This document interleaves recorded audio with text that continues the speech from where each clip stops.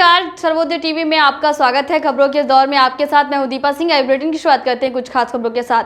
पलवल से पूर्व विधायक व हरियाणा सरकार में पूर्व मंत्री रहे कांग्रेस नेता करण सिंह दलाल ने आज जिला उपायुक्त को महामहिम राज्यपाल के नाम ज्ञापन दिया और प्रेस वार्ता करते हुए कोरोना व लॉकडाउन को लेकर प्रदेश सरकार पर जमकर निशाना साधा।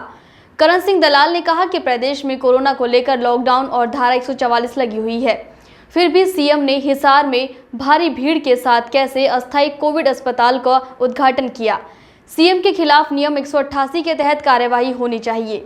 वहीं उन्होंने कहा कि कोरोना के इलाज करने में प्रदेश सरकार पूरी तरह से फेल हो रही है। इनके पास अस्पतालों में ना तो दवाइयां हैं और ना ही डॉक्टर, जिसकी वजह से मरीज दम तोड़ रहे हैं। हरियाणा के पूर्व मंत्री व कांग्रेस के वरिष्ठ नेता करण सिंह दलाल ने आज कांग्रेस कार्यकर्ताओं के साथ लघु सचिवालय पर जिला उपायुक्त को राज्यपाल के नाम ज्ञापन सौंपा। अपने ज्ञापन के माध्यम से कांग्रेस नेताओं ने 16 मई को हिसार में कोविड अस्पताल के उद्घाटन के मौके पर सीएम पर धारा 144 का उल्लंघन करने के आरोप लगाते हुए कार्यवाही की मांग की है।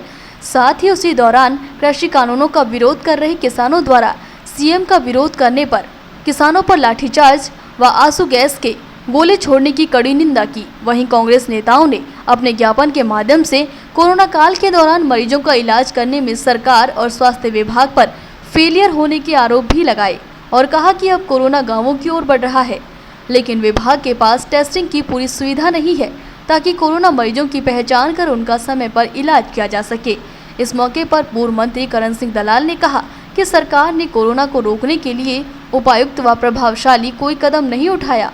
लॉकडाउन के नाम पर पुलिस द्वारा गरीब लोगों को परेशान किया जा रहा है, जबकि सीएम जगह जगह जाकर भी एकत्रित कर लॉकडाउन व धारा 144 का उल्लंघन कर रहे हैं। सीएम को अपने इस कृत्य के लिए माफी मांगनी चाहिए, क्योंकि ऐसे अस्पतालों का उद्घाटन वो वीडियो कॉन्फ्रेंसिंग के जरिए भी कर सकते थे। किसान लंबे समय से धरने पर बैठे हैं। सरकार को जल्द से जल्द 3 कृषि कानूनों को रद्द करवाना चाहिए। वहीं उन्होंने प्रदेश सरकार पर आरोप लगाया कि अभी कोरोना का कहर थमा नहीं है और तीसरी लहर को रोकने के लिए सरकार की कोई तैयारी नहीं है। इसके लिए सरकार को ठोस कदम उठाने चाहिए। देना तो दूर की बात, जो प्राइवेट अस्पतालों में मरीज जहां उनसे इतना धन वसूला जा रहा है, इलाज भी नहीं हो रहा है, सरकार की तरफ से आज तक कोई रेट लिस्ट जारी नहीं की है, ना अस्पतालों की, ना जो आवश्यक सामग्री है उसकी। और पूरा हरियाणा में जंगल आज कायम हो चुका है, लोग मर रहे हैं। भारतीय जनता पार्टी के लोग जाति और धर्म की जो जहर फैलाने की राजनीति है उससे बाज नहीं आ रहे हैं। तो ये हमने जो आज ज्ञापन दिया है, इन सब बातों को लेकर के दिया है कि जो जीवन रक्षक दवाइयाँ, जो ब्लैक फंगस, एक नया कोरोना का एक बीमारी जो आई है, उसकी दवाई पूरे हरियाणा में कहीं भी उपलब्ध नहीं है, और जबकि ब्लैक फंगस के केस बढ़ रहे हैं। तो सरकार को हर जिला मुख्यालय पर ये सूचना जारी करना चाहिए कि अगर ब्लैक फंगस बीमारी है या रेमडेसिविर की जो जान बचाने वाली दवाई है वो कितनी मात्रा में उपलब्ध है और वो कैसे मिलती है। ऑनलाइन के नाम पर पूरा धंधा हो रहा है। ऑनलाइन के नाम पर जो मोटरसाइकिलों के चालान काटे जा रहे हैं। आज अगर कोई मजबूरी में मोटरसाइकिल के ऊपर दवाई लेने के लिए आता है या किसी और जरूरी काम के लिए आता है, उनके चालान काटे जा रहे हैं। और 25-25, 30-30, 50-50 हजार मोटरसाइकिलों के चालान जबरन वसूले जा रहे हैं, जबकि इतनी तो उनके वाहनों की कीमत भी नहीं है। और हमने ये भी प्रशासन से पिछले दिनों कहा था कि जो गरीबों को मुफ्त में आटा देने की घोषणा की गई थी, आज किसी गरीब को कोई आटा नहीं दिया जा रहा, बल्कि कहीं कहीं मात्र बाजरा, जो कि इन दिनों में बाजरा, अगर हमारे जो इलाके का रिवाज नहीं है बाजरा खाना, उनको खा करके भी यहाँ और उल्टा लोग बीमार होंगे। और बहुत थोड़ी मात्रा में गेहूँ दिया जा रहा है, जबकि सरकार की घोषणा थी कि ये आटा और हर तरह की चीज़ मुहैया कराएंगे गरीब लोगों को, वो भी नहीं हुआ। और जो बिजली के बिल हैं, इस लॉकडाउन में बिजली के बिलों को भी गरीब लोगों के बिजली के बिलों को माफ़ करना चाहिए। तो ये पिछले दिनों हमने एक आवाज़ उठाई थी, जब इन्होंने 4-4 महीने के जबरन एवरेज बिजली के बिल उपभोक्ताओं से वसूलने की जो साजिश थी उसका हमने विरोध किया। तो सरकार ने उसको अभी 1 साल के लिए वापस किया है। लेकिन वो भी इलाके के लोगों के साथ एक बहुत बड़ी जाति थी। तो ये सरकार एक अमानवीय सरकार है। भारतीय जनता पार्टी के जितने भी विधायक हैं, सांसद हैं, मंत्री हैं, मुख्यमंत्री हैं, इनका जनभावना से कोई लेना देना नहीं। धंधेबाज लोग हैं, सब अपना कारोबार कर रहे हैं, धंधा कर रहे हैं। बीजेपी के लोगों की दुकानें खुली रहती हैं और दुकानदार बेचारे परेशान होते हैं।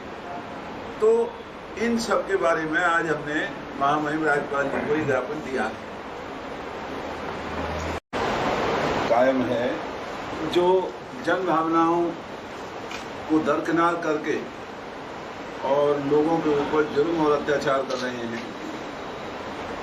इस कोरोना महामारी के दौरान सरकार की नाकामयाबी किसी से छुपी हुई नहीं है और इस कोरोना काल में प्रदेश के लोगों को जो ऑक्सीजन की वजह से न जाने कितने लोगों की मौत हुई, रेमडेसिविर नाम की दवाई की कालाबाजारी को सरकार की मिलीभगत से हरियाणा में अंजाम दिया गया।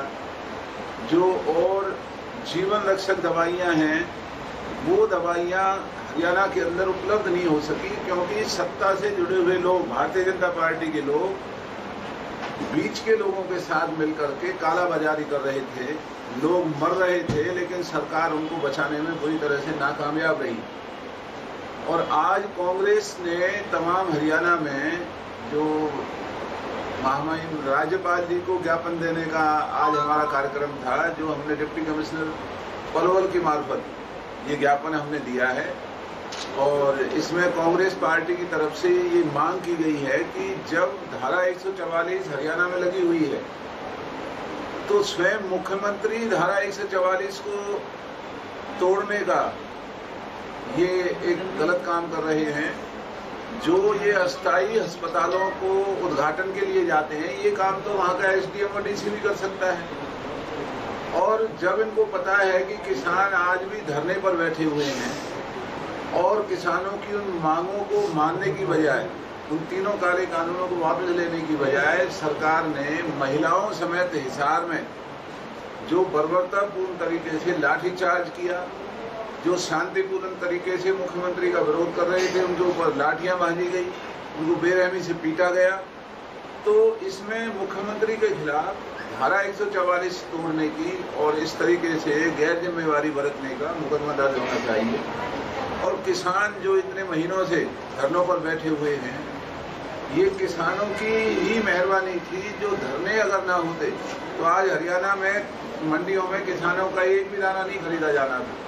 ये केवल इन किसान धरनों की दबाव के चलते आज किसानों की गेहूं की खरीद हो चुकी है।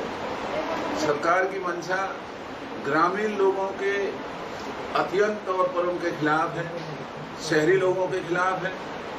और यही वजह है कि आज तक गांवों में जो ये कोरोना पैर पसार रहा है, कोई सरकार के अधिकारी, डॉक्टर गांवों के लोगों की हालत को जानने का जोखिम नहीं उठा रहे हैं। लोग कोरोना से मर रहे हैं, उनकी चेकिंग तक नहीं की जा रही। आए दिन हरियाणा में दिखाया जा रहा है कि कोरोना के मरीज घट रहे हैं। हमारा कहना ये है कि कोरोना के मरीज उल्टा बढ़ रहे हैं और जो गांवों में पहली दफा कोरोना बढ़ा है, फैला है, इसके आने वाले दिनों में बहुत बड़े गलत नतीजे आएंगे। तो सरकार को गांवों के लोगों को भी जाकर के कोरोना मरीजों की पहचान करनी होगी, उन्हें दवाइयां मुहैया करानी होगी। और हमारी ये पुरानी मांग है कि जिस तरह से केरल, राजस्थान और कई सरकारों ने तमाम कोरोना के मरीजों को, चाहे वो घर में इलाज हुआ है या अस्पताल में, सब पैसा सरकारों ने वहन किया है।